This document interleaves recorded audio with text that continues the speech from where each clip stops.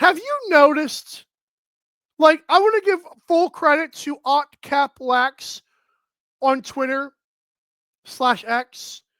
You know, he has a greenish logo. He does a lot of Ottawa lacrosse stuff. I believe like they're doing some big event right now, actually. But I wanted to make mention of this because I feel like it justifies what he was saying. All right. So we all saw, like, after the CBA happened, you know, a lot of roster moves. But when Buffalo unloaded Chase Fraser and Chris Kluche, might have been someone else too, it was like, oh, wow. And then I did some asking around. And, I mean, this is, obviously the CBA is now common knowledge because your boy posted it on social media. But let's talk about the luxury tax. Again, I'm not going to pretend to know what's the ins and outs of contracts and CBAs and whatever. I am going to do this, though. Tell you what happened, all right?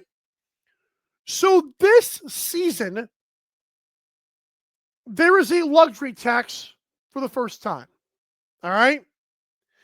And according to the CBA, for clubs which are not compliant with any of the limits upon the conclusion of the 2025-2026 season, the following penalties shall be assessed. A, tax of 50% of all overages related to the salary cap ceiling. B, tax of 25% of all overages relative to the community engagement total. Tax of 25% of all overages related to the club bonus maximum. What? You're telling me? Yeah, Buffalo had to unload the roster. Yep. And we're going to get to the Vancouver side of things, don't you worry. But what is the salary cap? What is salary cap stuff going on here? Clubs shall have until the 2026-27 roster cutdown date to become compliant with the salary cap ceiling, which I was begging for, which is $100,000 community engagement total and a club bonus maximum. Folks, this is great. This is wonderful. Shout out to the PA and the Board of Governors, whoever was involved in making the decision. I don't call it the NLL. It's whatever it is. Oh, I'm excited. I've said, and again, I know it was great to see the Buffalo Bandits three-peat. I said it last year before we knew what the CBI would be. I told you guys 20, 30 years from now, we're going to look back and you were going to do with the Buffalo Bandits roster.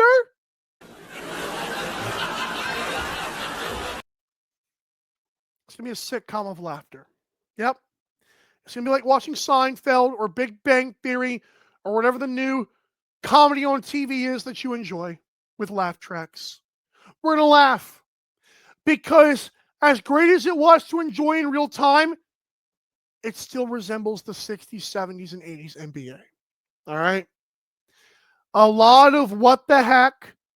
And I'm not saying they didn't have a salary cap. I'm just saying it's just no one was beating the Celtics, man. I don't care how goddamn good Wilt Chamberlain was. No one was beating the Boston Celtics. Same thing with Buffalo. Unfortunately, that's not where this conversation ends. Because we have to do this now. Vancouver, is this the only year you're going to win a championship?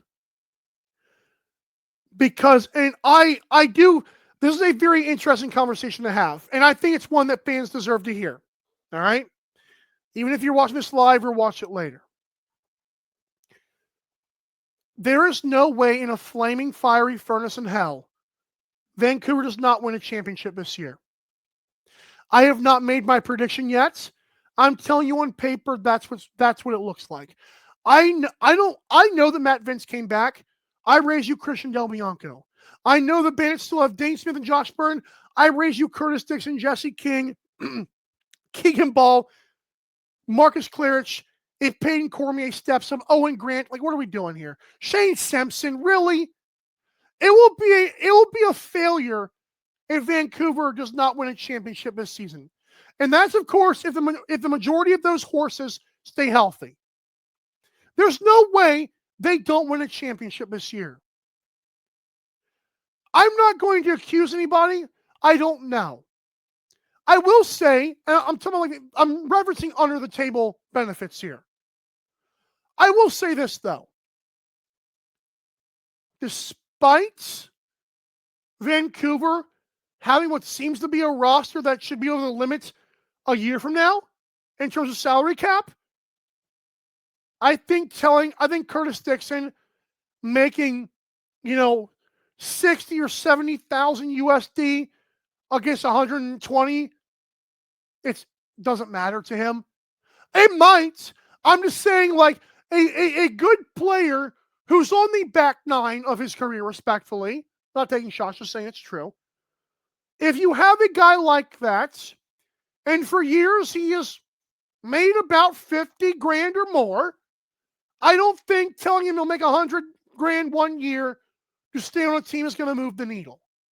I do find it very peculiar that Vancouver not just added a bunch of people, but kept the same dang stars they had before.